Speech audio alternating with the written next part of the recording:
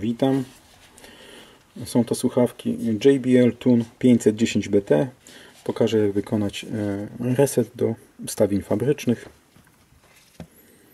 Słuchawki mam połączone z telefonem, tak jak widać. Żeby dokonać resetu, musimy słuchawki wyłączyć, ale żeby się nim połączyły, więc najpierw pokażę, wyłączę je i pokażę, że one się automatycznie łączą po włączeniu. Po 2 sekundach przytrzymanie przycisku Power. Raz, dwa, puszczam. Słuchawki się łączą. Żeby tego efektu nie było, to trzeba to zresetować.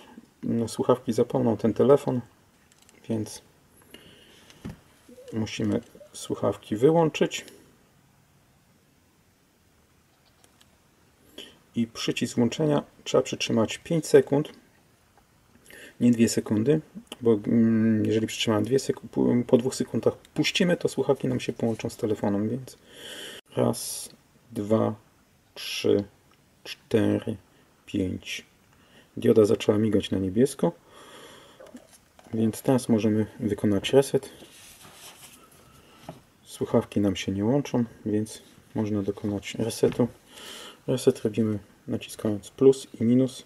Trzymamy kilka sekund, aż dioda nam tutaj zmieni kolor na chwilę na biało i potem na niebiesko zacznie migać. Więc naciskam. Raz, dwa, 3. O, na biało mignęło. Teraz na niebiesko. Słuchawki zostały zresetowane.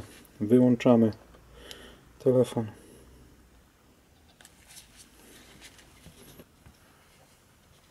Włączę. Raz, dwa. Od razu już się nie łączą. Wysyłają sygnał Bluetooth. To trzeba się połączyć na nowo. Powiąż.